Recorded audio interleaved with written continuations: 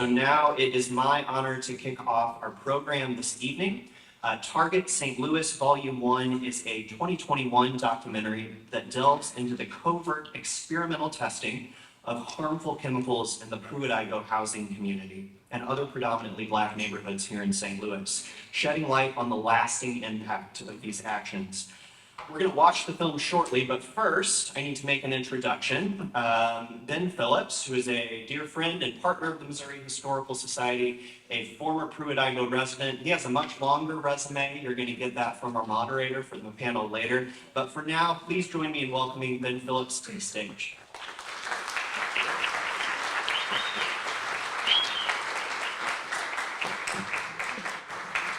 Good evening, everyone. I want to welcome you to our very impactful documentary, Target St. Louis Volume 1. As I almost called it Joey, Sam. I grew up in Pruitt-Igoe. All my formative years were in Pruitt-Igoe from the age of 5 to 18 years old. And during that time, I learned a lot. I learned that Pruitt-Igoe will always be in my heart. And I want to make sure that when Pruitt-Igoe is not forgotten over the upcoming years, which for a long time it was forgotten. There was a newspaper article with Dan Boyce, Jody Sowell, who's the director of the History Museum, and Brown, who grew up in Pruitt-Igoe. They talked about, this is in 2011, they talked about that Pruitt-Igoe was a forgotten era. And that was in April of 2011. About a month later, Dr. Lisa Martino-Taylor uncovered the chemical spraying, secret chemical spraying by the U.S. government of Pruitt-Igoe. And now it's on the front page of many newspapers and documentaries all over the world. We've had awards, national and international awards on this film. So I'm not going to take much time. I'm going to be like Marilyn Monroe. I'm not going to keep you long. So let's have the film, and I will introduce a good friend of mine, Damien D. Smith, the director and producer of Target St. Louis.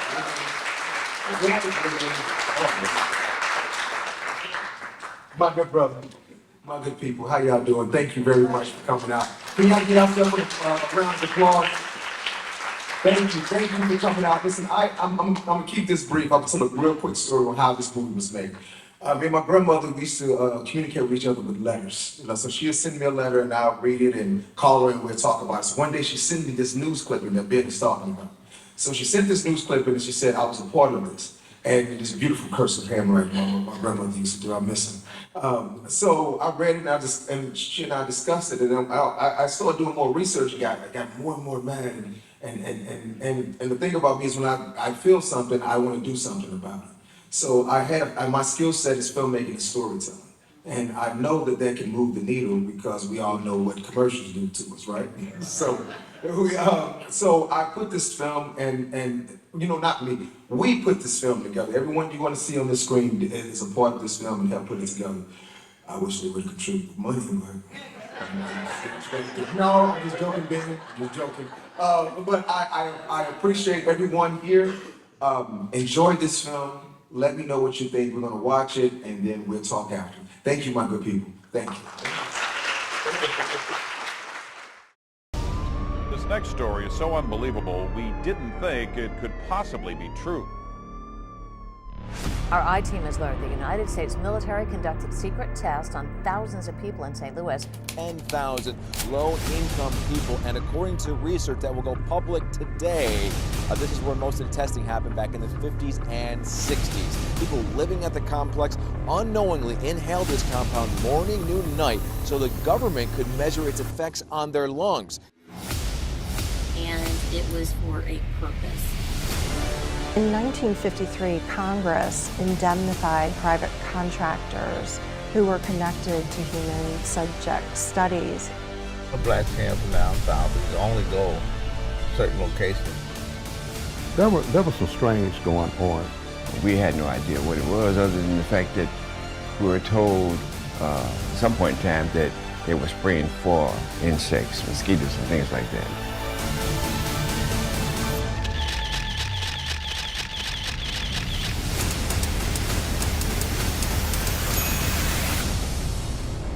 It comes as a great shock to discover that Gary Cooper killing off the Indians when you were rooting for Gary Cooper.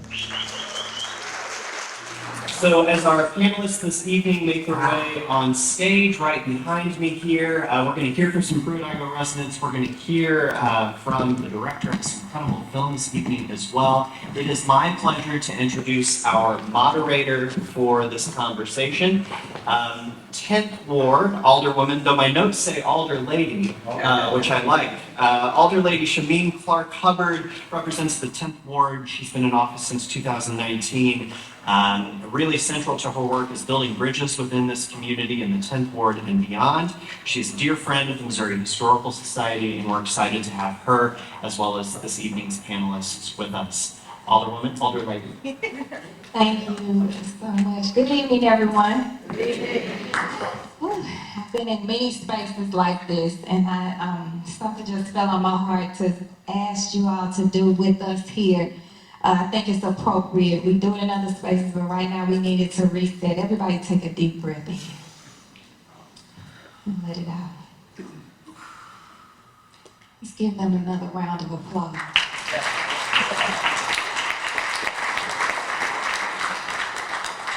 So I'm going to start another family here, a lot of familiar faces, and I'm so grateful for the new faces. I'm so grateful for the commitment that these brothers and, of course, our dear beloved sister Lisa has made and continues to make to keep this narrative and this story alive. Storytelling is important, like Damien always says, and he does it so well. Let's give the director another round of applause.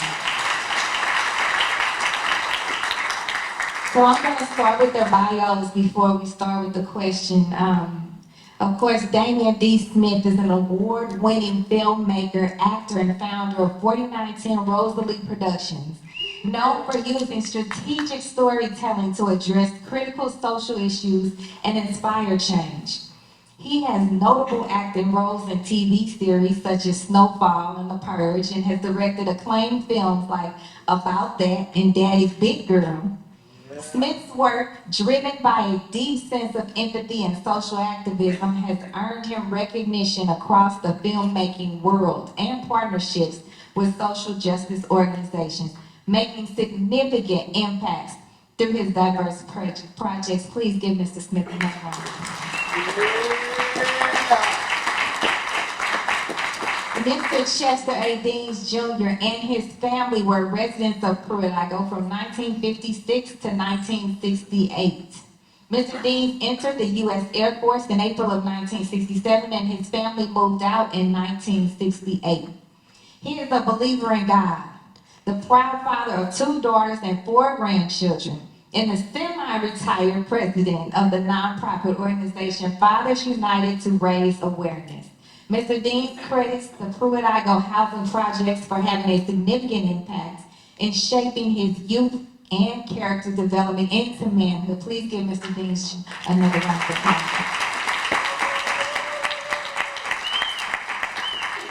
Ben Phillips grew up in Pruitt-Igoe, living there in most of his formative years from the age of 5 to 18. He is the president of the organization Pruitt-Igoe Historical Accounting, Compensation, and Truth Seeking, known as PHACTS, P-H-A-C-T-S. And he's also a member of the Pruitt-Igoe Forever Committee. Mr. Phillips has held several federal, state, and local positions ranging from St. Louis City Marshal, St. Louis City Employees Pension Board Member, and State Judicial Commissioner. Please give Mr. Phillips another round of applause. Elkin Kistner of Kistner, Hamilton, Elam, and Martin, LLC, is the lawyer who represented the former residents of Pruitt-Igoe, who filed suit about the involuntary chemical spraying program run by the federal government and defense contractors. Please give Mr. Kistner another round of applause. And joining us virtually is Dr. Lisa Martino-Taylor. This evening, joining us virtually this evening, she is the public sociologist and author of Behind the Fog: How the U.S. Cold War Radiological Weapons Program Exposed Innocent Americans. Dr. Martino-Taylor earned her doctorate degree at the University of Missouri-Columbia and has written extensively about chemical, biological, and radiological weapons testing. Please give Dr. Lisa Martino-Taylor a round of applause. Absolutely. So Damien, let's start with you. You created this film a few years ago, decades after Pruitt-Igoe was torn down. What's your inspiration for creating this powerful documentary and telling this story? Hey, thank you. But first off, let's give a shout out to Shameem right here. This beautiful sister right here. And she's fighting for all of us. So let's all give her the support that we can give her, because we appreciate you. Thank you very much. So the inspiration, I kind of alluded to it earlier. My grandmother was a strong inspiration to this project, to getting done, and she sent me a clipping of, again, like the St. Louis Post-Dispatch that did a small excerpt of Dr. Taylor's dissertation, and highlighted that. And when I read this excerpt that my grandmother sent me, and I read, I'm like, wait a minute, this is crazy. And I contacted Dr. Taylor. I'm like, is this true? No, basically, she's like, yeah. And she ran down and let me know that this is all true. And I was like, well, you know what? What the issue is, I'm a filmmaker and I'm a storyteller and I have a skill set. So I want to use my skill set to help my people. So, and with Dr. Taylor's information, I know that it was black and white and it was portrayed, but what the thing is with storytelling is adding a heartbeat to that piece of paper. Wow. So that's what we do at 4910 Rose Lee. We try to add a heartbeat to a piece of paper, to a piece of legislation. Because if someone who's standing off and does not know what, oh yeah, they did, what happened? Oh, I'm pretty sure there was a good reason why they did it. They give it to the government, they give it to someone saying, hey, it must have been a situation and, reason why they had to do this. But Dr. Taylor's and my aunt and research and everything, I said, hey, we got to go into this to show the humanistic element of it. The humans that were affected by it, the heartbeats. We got to talk about the heartbeats that were affected by these things. And that's how we came across with Target St. Louis Volume 1. So that's how it started with my grandmother, and piggybacking off everything that's, that built us that way. Absolutely. Chef Mary B, you both lived in Pruitt-Igoe. Tell us about that experience. When did you live there? How old were you? What was it like? Let's start with you, Mr. Daines.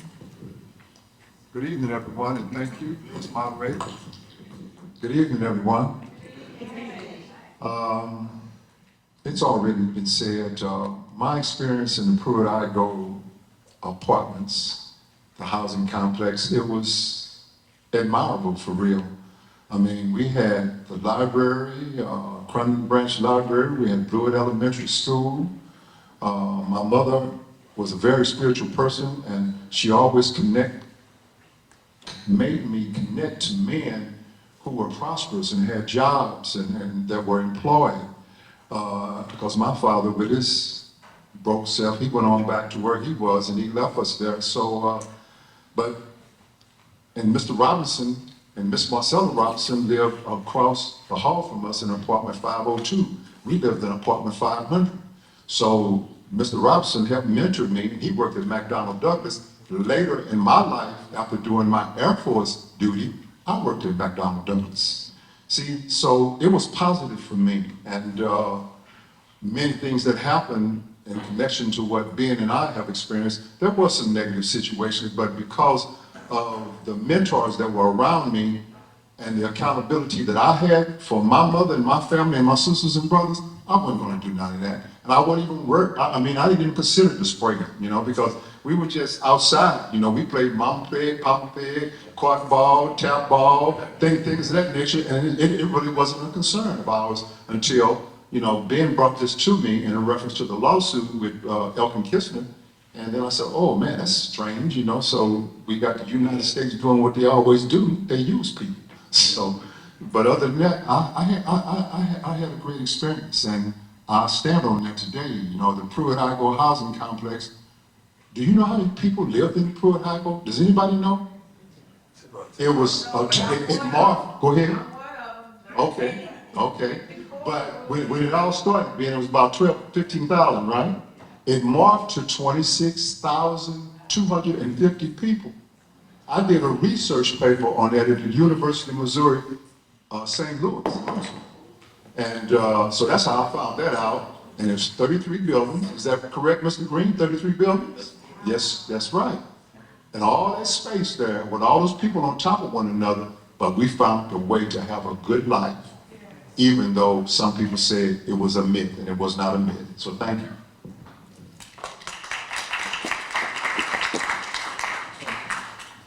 I'm going to echo, can you hear me? I'm going to echo what Chester said. Pruitt-Igoe, when we moved in, it was like moving to Shangri-La. I mean, we moved out of a cold water flat. I had an outhouse. My first toilet was an outhouse. I didn't have a regular bathroom until it was Pruitt-Igoe. Pruitt-Igoe has gotten a bad rap over the years. When you put, 2,300 units on 57 acres, that average about 57 units per acre in Pruitt-Igoe. You put that anywhere in any town, any city, you're gonna have some problems. And especially when the provider does not provide the proper maintenance and the decorum that people need in their life. I love Pruitt-Igoe. I mean, when I read an article about Pruitt-Igoe was forgotten, I had to think to myself, see, it really was. It was forgotten. But my attitude is, it's here to stay now. We're going to make sure things happen. There are a lot of people out here I know that had harm done to them and their families. And, you know, I got Chester and Willis to support me on the lawsuit because of the threat that I was getting. But I ain't, as I say, I'm not scared. You know, I just got to do what I got to do for my people. Right. And I'm looking at a lot of my people out here. So we can move on to the next part. All right, it's important for us to remember, he's not scared, so we're not scared, right? We with him, right? He's not scared. And now with us all being here and sharing this space and being attached to the heartbeats like Mr. Smith told us and has shared with us, I think it's important for us also to know that this is an active lawsuit. And Elkin, since you're currently working on this lawsuit, I know some things that have happened in the past few years since the film was completed, but can you tell us where things kind of stand now? It's inactive. So that's the, that's the tragedy. That when Ben contacted me, I'd known Ben for quite a while. I had an opportunity to represent Ben and some other people on the matter already, and I've had wacky clients before, and Ben wasn't one of them. When he, I remember distinctly where I was. I was in a hotel room with my wife in Kansas City. We were visiting some people. Ben tells me this, and I thought, Ben, you can't, this can't be right. And then I started seeing the TV coverage. And then I had an opportunity to speak with Dr. Martino-Taylor. It became apparent that there was some substance to this, and it was frightening. As a lawyer, your job is to try to figure out what you can do to formulate claims to provide some justice for the people that have been harmed, and it didn't work. We ran into a brick wall after several years of effort. We were not allowed to conduct discovery. Dr. Martino-Taylor was almost, in my opinion, physically assaulted. She had her notes taken away by Stanford University when she went out there and she was uncovering information. So there literally has been, in a situation in which people are sprayed involuntarily with zinc cadmium sulfide over a protracted period of time, and for those of all of us who don't share the commonality of coming out of Pruitt-Igoe, rest assured, you may have been doused too. Right, exactly.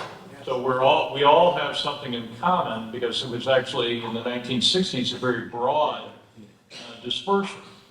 And there has been no follow-up study. Zinc cadmium sulfide is potentially very dangerous depending on how much it breaks down. And the government has admitted that follow-up studies should have been done, and they haven't been done. Until such time as you and people here can agitate and basically organize to try to figure out how to get somebody to study and to devote, it's probably going to have to be government attention, but to get maybe universities, scientists to study what actually happened to these people, because it's never been studied. The government has admitted that it should be. So our lawsuit, came to a screeching halt when the judge said the government and the defense contractors associated with it have such a heightened version of immunity that you don't even get to conduct discovery, you get to go home, case dismissed. We have been largely on the legal front inactive since 2015, and it's extremely frustrating. So people like Chester and Damien and Ben and Lisa Martino-Taylor, Dr. Martino-Taylor, we are still trying to galvanize so that something can be done. Right. But legally, there's nothing going on now. You all heard Attorney Kistner, and you heard me speak that it was active, and you heard him speak that it's not active. And I'm saying, like our kids, that just it's time to get active and do the organizing that we need to do so that we can stand with you all. Thank you so much for your service and your continued commitment to this. Dr. Martino-Taylor, I know your research has fueled and continues to fuel the lawsuit, the action that we're here talking about today. Can you tell us about some of the roadblocks you've run into and how you've worked through them, and talk about what types of changes in policy might allow for these types of lawsuits to go forward? Sure. Yeah, thank you for inviting me tonight. It's just such a pleasure being on stage with such great people, even if I'm virtual. So in terms of roadblocks, I would say, first of all, they actively have blocked access to information. Information is powerful. And so they have blocked people's access to information. When I was doing the research, I was really flying under the radar. I was trying to be really sort of, not drawing attention to myself. I was just trying to sort of ease in and out, work through the Freedom of Information Act, request through the Army their documents, et cetera, and move papers a lot, get them to, look into archives for this material for me, and to look into their documents and pull material for me, which I had great success, frankly, doing that. However, where they could block access to information, they certainly did block that access to information, including, as mentioned, the Stanford experience that I had. As soon as they realized that Stanford University in the archives, that I was actually finding information because they didn't think that there was anything important in their boxes of documents or their collection. Once they realized I found information that they were not aware of, they shut it down. And so that blocking that access to information became really problematic from beginning to end. I mean, not just what Elkin Kistner is sharing here with the lawsuit, but also on the front end of this in terms of research. The St. Louis experiments were the most secretive of all. It's very strange, the level of secrecy here in comparison to many of the other studies and the radiological warfare experiments that were conducted across the United States. In this case, I would say indignation is warranted and expected in the community. And,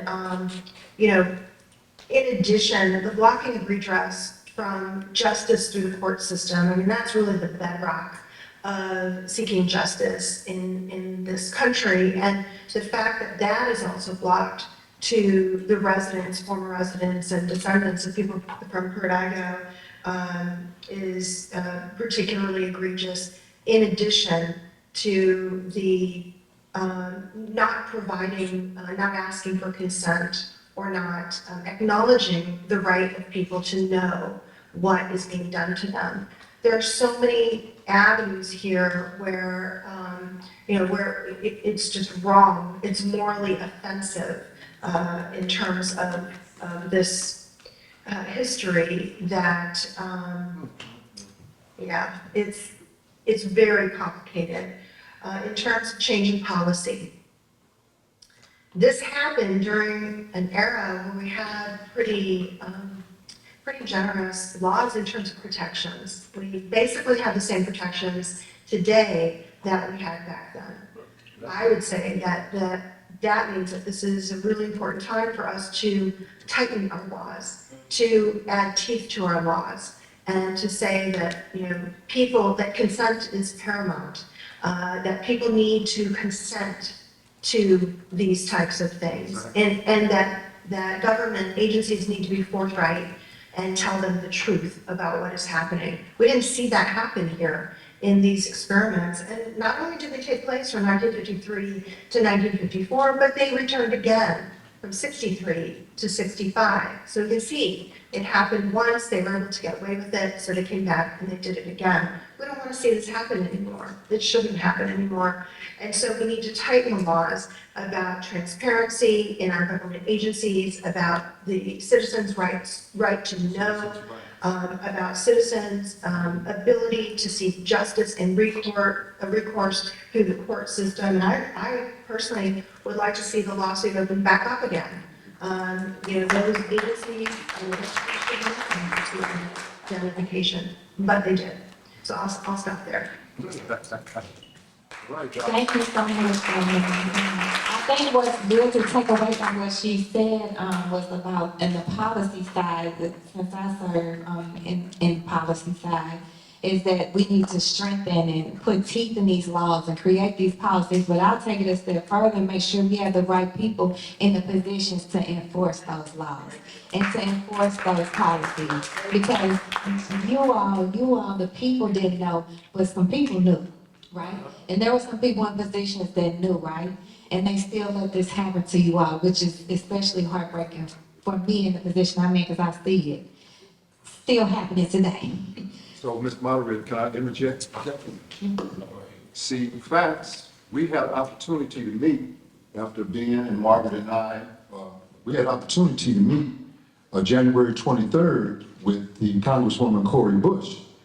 And so our group, facts, the board members, Ben Phillips, Margaret Wick, our treasurer, and myself, the vice president, we had topics with her. And one of the key topics was Congressman Bush, Congresswoman Bush, we are requesting you to craft legislation to have sealed government documents opened, researched, and made public to the citizens of North St. Louis concerning the deadly chemical spraying of cadmium sulfide.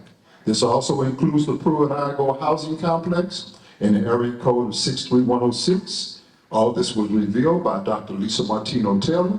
She had discovered the spraying as a part of the U.S. government's Manhattan Project. Just to let you all know, as Ben says, and as our dear Alderwoman says, we will and we are still keep fighting. But of course, the Congresswoman rather, is in a government system where the majority of those that are in the Senate and the Congress are Republicans, and all they do is have fun. They don't make any bills. All they do is have fun and tear America down. Okay, thank you.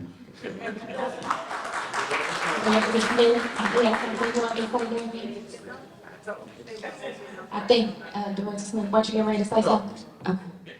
Okay, we were gonna open it up for questions in the audience, but before we do that, I was just gonna run through it quickly through the panel one more time, because I'm interested and curious again about just the legacy of this. And can you each just talk briefly about your efforts your intentional efforts to amplify this story and to amplify not only the positive history of Pruitt-Igoe, but how we here can work together with you all to keep this story alive. And we'll reverse it and start with you, Dr. Martino-Taylor, this time. Oh, okay.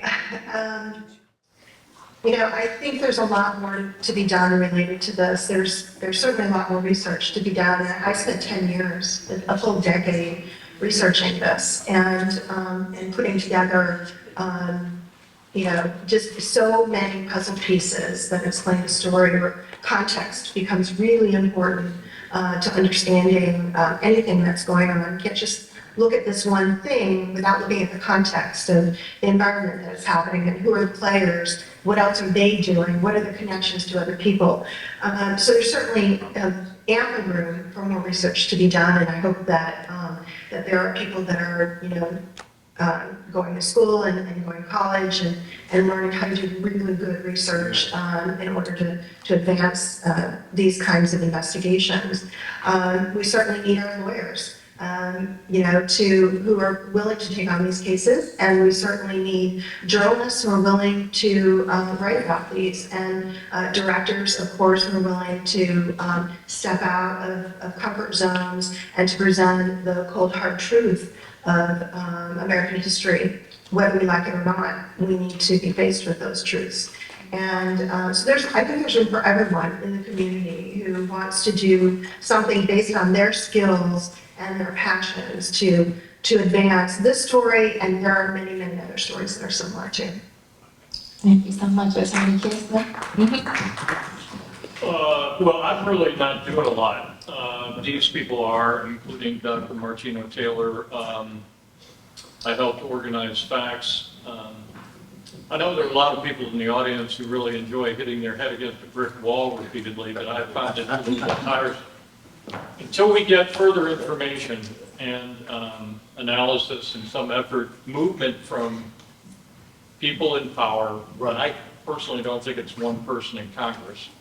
She may have the best motives in the world, but I don't have faith in that.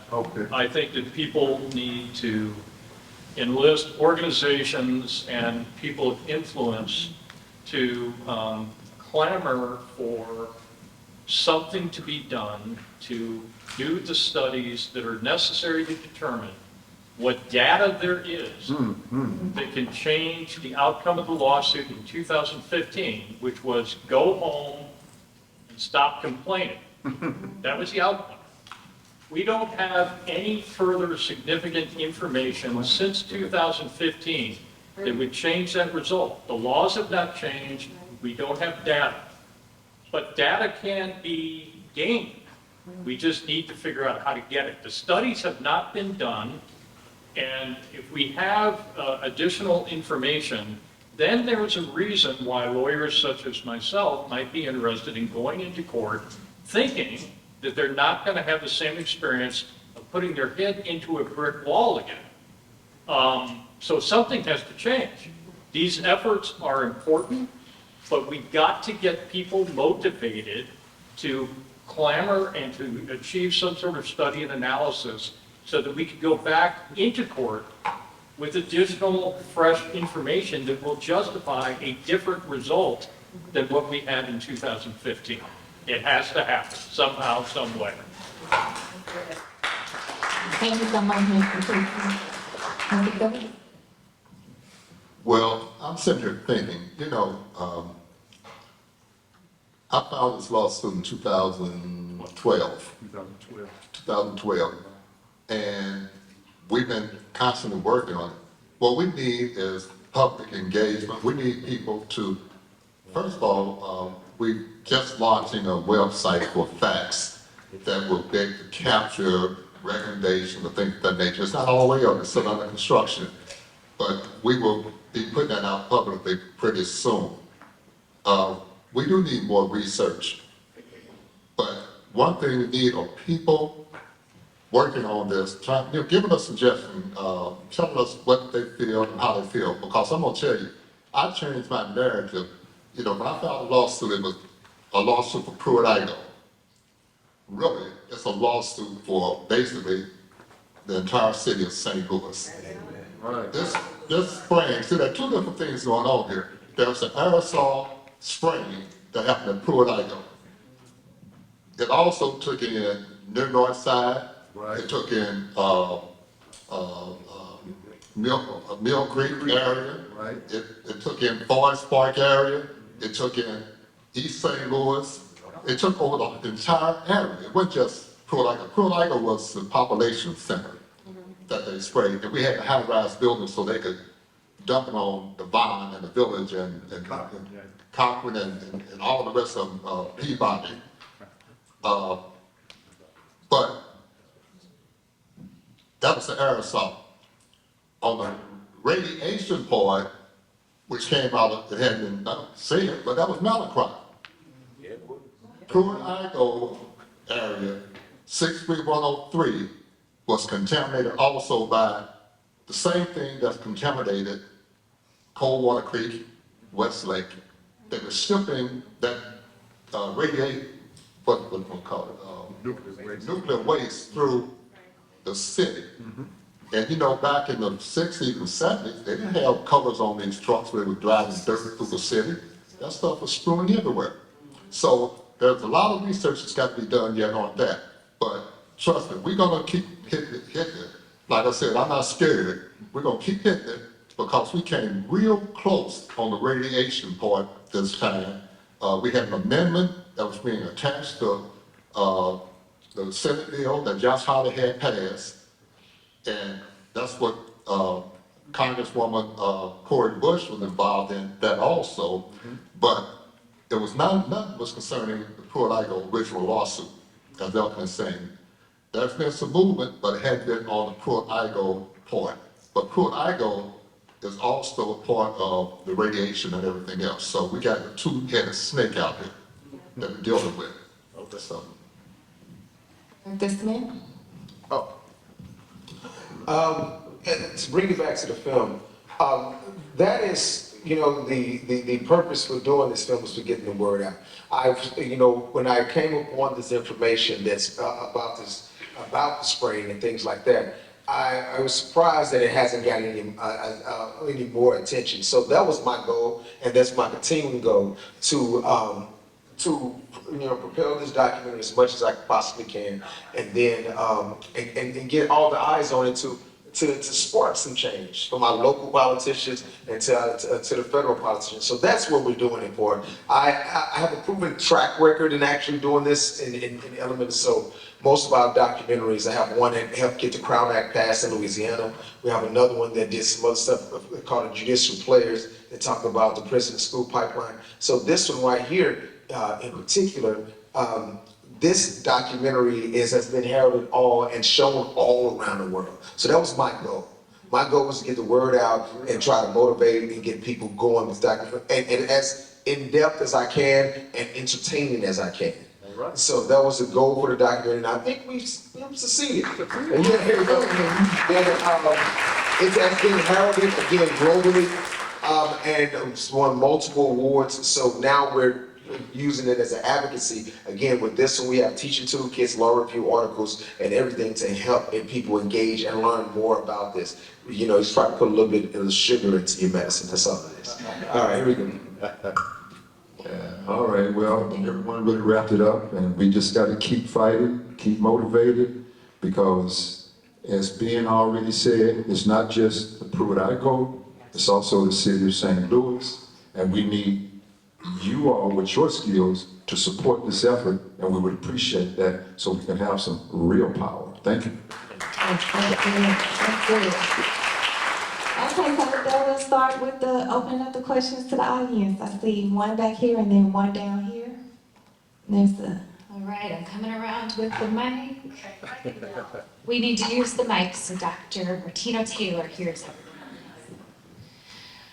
Hi, I'm really curious about the sovereign immunity aspect to the Department of Defense. I know that after Hurricane Katrina, the people in New Orleans, once it was determined that the floods were caused by the levee failures, not by the hurricane itself, it was determined that the Army Corps of Engineers can't be sued because they have sovereign immunity as a government agency. The people of New Orleans fought back against that. In 2008, the Army Corps of Engineers won, and they appealed, and in 2009, the Army Corps of Engineers, it was determined that they in fact did not have sovereign immunity and they could be sued.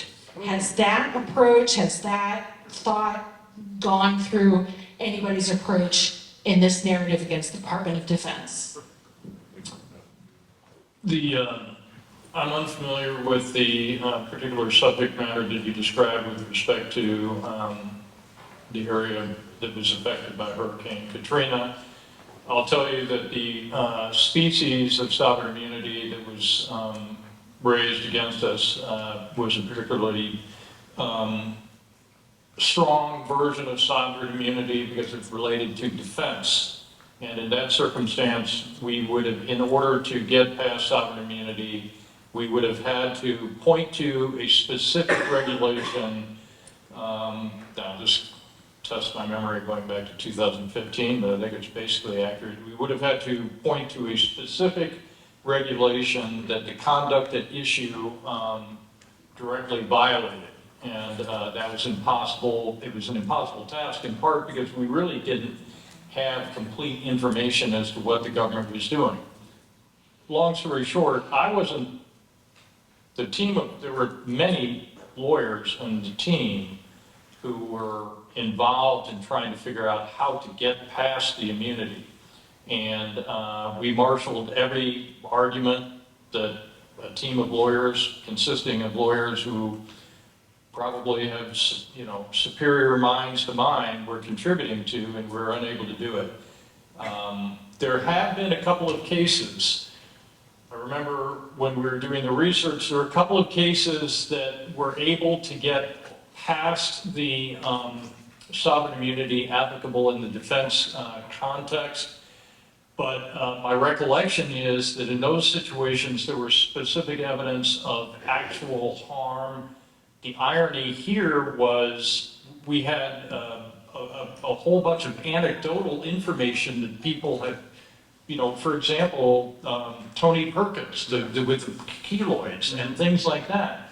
But we didn't have the studies that would enable us to say, here's the hard data showing that people have been injured. And because we weren't allowed to do discovery, we couldn't, it was impossible for us to develop the information that then would enable us to get past sovereign immunity. That's a long-winded answer to your question, and it's probably not a complete answer. I'll say this, I think that probably the distinguishing characteristic is that Katrina did not involve national defense. Our case involved national defense, and it was a higher hurdle for us to clear. Okay. Thank you. Mr. Green down here has a question. She's coming. And then after that, I see Mr. Hamilton's hand.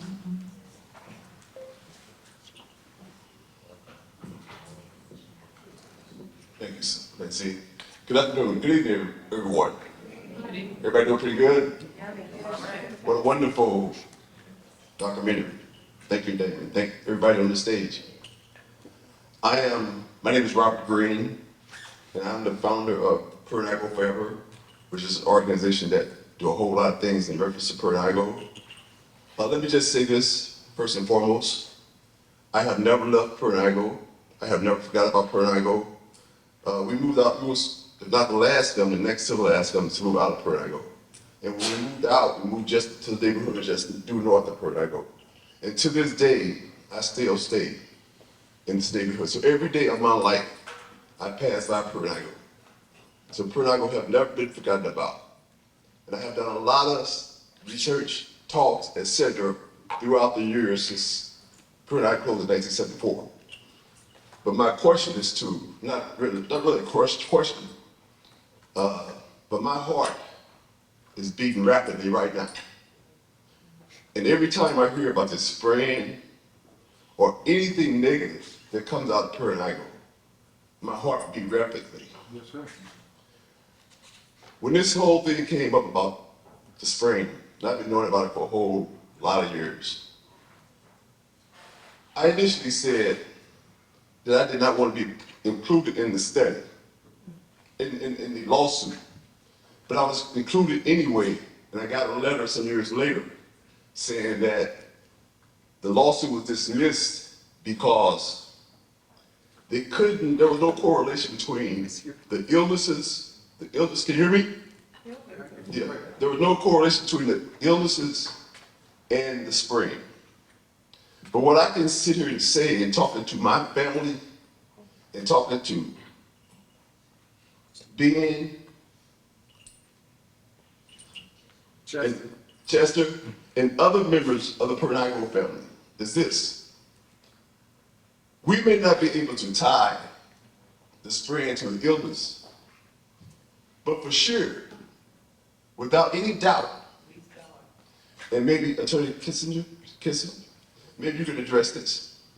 Without any doubt, the federal government has admitted to spraying us with chemicals. They have admitted to spraying us with chemicals. We was paying the federal government rent in Pruitt-Igoe. We were paying them rent and he was spraying us. Excuse me, my brother. Let me say this. Because we Okay, I'm gonna say this.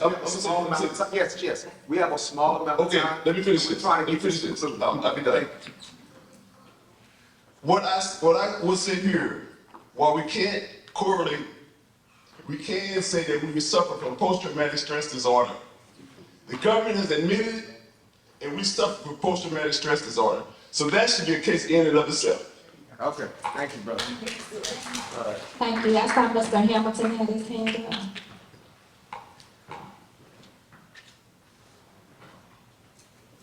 Thank you. How is this case any different from the Tuskegee study?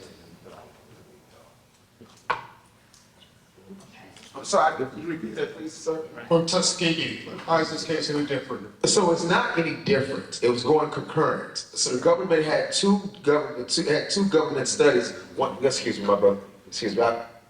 The government had two studies going under the National Board of Health at the same time.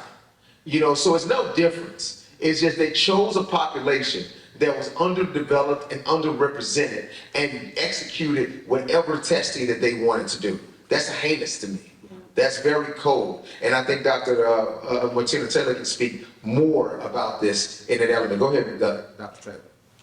Yeah, well, first of all, in the Tuskegee syphilis study, the people weren't exposed to anything. They were withheld treatment. So they didn't get anything, the medication that they needed, which was penicillin, which was readily available. In Pruitt-Igoe and in St. Louis, they were, used in this way to, measure how these chemicals move through the air, how they moved into homes where people lived in, how they moved into schoolhouses, et cetera, from ground level. So I think in some ways it's very different and pretty grotesque in its own right, in just a little bit different of a way. Thank you. I saw a hand up over here with the St. Louis shirt.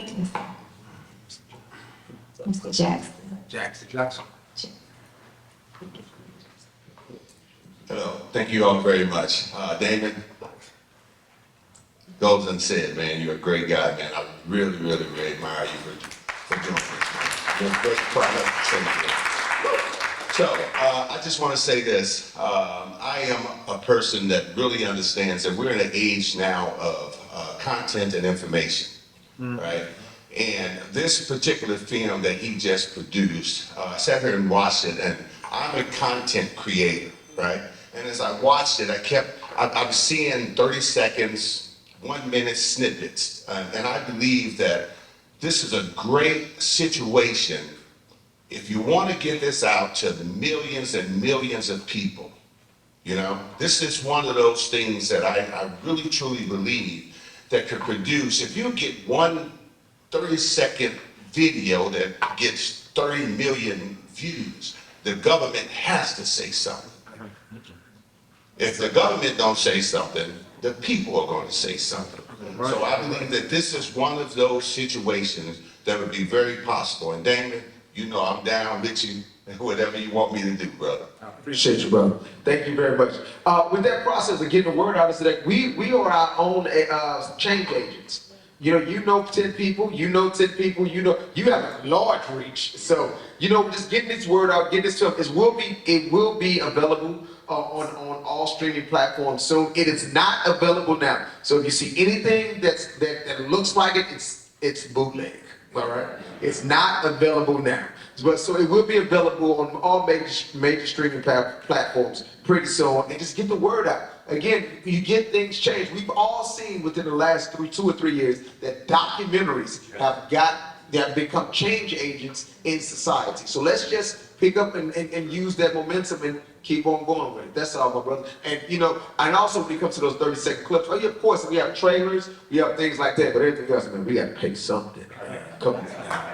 I mean, how much money I invested in this, but I invested this because of St. Louis, our people. These are my people. I have several other projects going on. I have, in front and behind the camera. But I make it a point to be here, make sure that we can have our strongest presentation of Target St. Louis Volume 1 and try to get the word out as much as possible. Where I go globally, wherever I am, St. Louis is. You see what I'm saying? So when I travel around the world, I make it a point to talk about this film, this subject, and then everything else is going on. So St. Louis is represented globally, and we will make it go even stronger. Right. I want to ask the lawyer that did you have access to the chemical safety data on those chemicals that they use? Kind of. I mean, I think Dr. Martino-Taylor is probably better equipped to answer that. But there were studies done, there were reports done about zinc cadmium sulfide, whether it was soluble in a way that it would break down. Cadmium was particularly dangerous. At least I'm going to turn this over to you in a minute.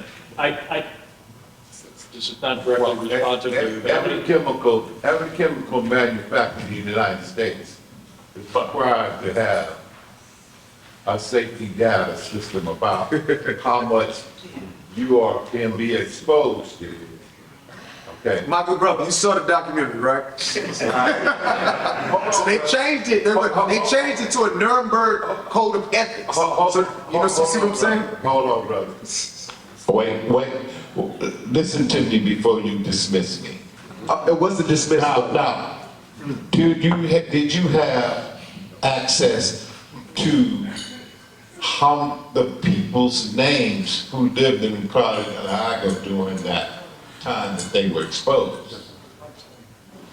We had access to a number of the names, but if you're going to get thrown out of court without the opportunity to do discovery, those names are not particularly significant. If you had an opportunity to get into discovery and you had the resources then to do what are called IMEs, independent medical examinations, and perhaps get experts involved to study the health data that were generated by the population that you've identified, you might have been able to do something to change the court's opinion, but we were not allowed to do that. I think Dr. Martino-Taylor will be able to speak much more concisely and cogently and answer your question about the chemical information, I suspect, right, Doctor?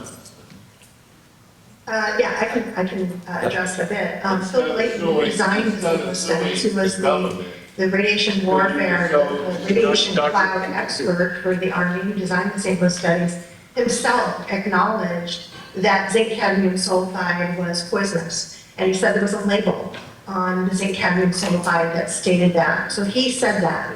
They've known since the 1800s, it's in the literature, all over the literature, in fact, that cadmium is toxic to humans. They've done worker studies, they've done other types of studies, but they note in the literature, in the health literature, and this is the Centers for Disease Control and the Agencies for Toxic Substances and Disease, who document all of this for the federal government and compile it for the federal government, that cadmium, particularly when it's inhaled, is hazardous to humans. So this is since the 1800s that this has been in the government's own literature by their own health agencies. So if they didn't know it, I find that very difficult to believe. They certainly should have known. So, and also I would like to add on to that. It wasn't a dismissal of you, brother. I was just pointing out that this is the time period that we're talking about. Those regulations were not in effect. That's what I was saying, referring to the documentary. And clearly, if it was or was not in effect, they changed the code of the code of testing on human beings from the Nuremberg trial to the Wilson Memorandum. So they removed that there can be no harm done to this test subject intentionally in America. So the Nuremberg Code of Ethics was a global agreement that everyone signed on, like, hey, after Hitler, we can't be doing this wild stuff. You know what I'm saying? We gotta have a board. And then after that, America chose to use their, whatever they want to do to change that and remove two key elements that Dr. Taylor pointed out and we amplified in this documentary. So that's why I wanted to say that to you, my brother. It wasn't dismissing. I just want to let you know that it's a time, we can't take the situation and the times out of the situation. It is the 60s and the 50s and the 70s and things like that. Today, by these ethics of standards, outwardly presenting, no, they could not do that. But back then, it definitely was all. And again, they did not care about us as African Americans. Let's be clear about it. That they chose the Pruitt-Igoe housing complex because it did not have local political representation that will protect it. That's why it's so important for all of us to vote in our local elections, because those are the people that have more control over your life than the president, the executive branch, the governor. They don't have control. They have a say. Local people on the ground, like our good sister Shameem right here, those are the ones that dictate your life day to day. That's all I'm saying. All right, I'm going to go to one last question. I'm so sorry, but this evening does have to come to an end soon. Before we ask that last question, I would just like to share with you all that in about 6 weeks from tonight, on August 29th, we will be back in this room, back at Thursday nights at the museum, having a program called People of Pruitt-Igoe. This year is the 70th anniversary of Pruitt-Igoe opening, so if you'd like, the market founders plan to come back and join us then. And I'm going to give the mic to last question. Thank you so much to you all for the storytelling. Thank you to everybody who was in the documentary. Elkin, I was a year ahead of you in law school. So good to see how you were spending your time. Probably been ahead of me the whole time. Yeah. So a couple of things. First, I think it is not surprising, but it's a little bit shameful in the Josh Hawley promotion of the landfill in Weldon Springs that no mention of Pruitt-Igoe.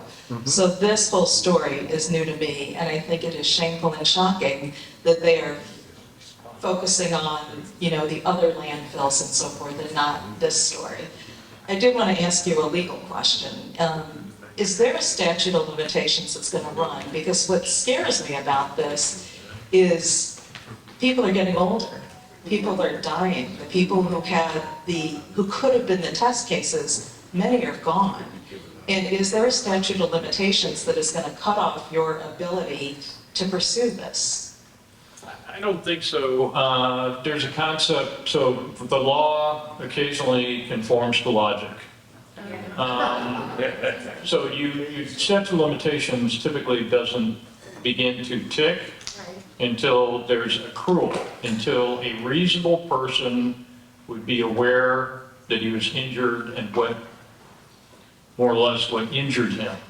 So without further study, I think the short answer to your question is it's something worthy to note, and that would have to be. My point, Elkin, is that as people are aging and dying, you can have a statute of limitations that goes on forever, but you will have no test subjects. That is correct. That is all the more reason why something needs to be done. Damien just left, and I was going to compliment him. We lost in 2015. When did Damien get involved? 2017? 17? Yeah. Without Damien's, I want to make sure everybody understands, the people in this audience can do something, people can spread the word. I think organizations need to get involved.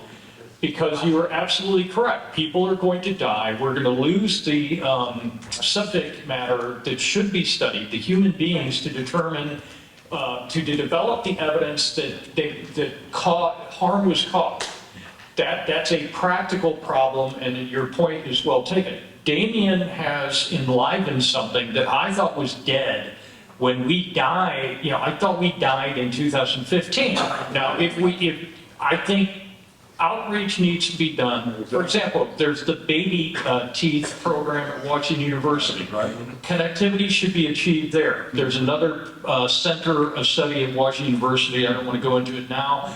I think that you need to get to influential bodies to take, because this is an absolutely outrageous story. What is worse? Is it bad that the government decided to douse a huge cross-section in St. Louis with a potentially very dangerous chemical without their knowledge beginning in 1953? Yes, that's outrageous. But they're covering it up still. As we are more enlightened, they're getting away with it as we speak. What about the PTSD part of it? Well, fine. So do something about it. Get the data. Get people organized to study it. But without that further information, good luck finding a lawyer to go back in and have another, head-banging experience. It's not going to work. You got to get past the national security. That's right. Okay, well, good luck. It's classified. It sounds like what we all have marching orders, and we all have a responsibility after leaving here. I want to say, I hope if this was your first time experiencing Target St. Louis Volume 1, please don't let it be your last. I encourage you to come back and bring others with you and share the heartbeat that changed tonight, I'm sure, after you saw this. And I want to make sure that they share, because the questions might still want to be asked, the information and the access that you all can have to the Facts Committee. If you can share that contact information for people in the audience. We're marketing. Okay, there we go. Mark, raise your hand, Mark. Stand up. There you go. Well, say something about, So we just, this evening went live, the Facts website, phactstl.org.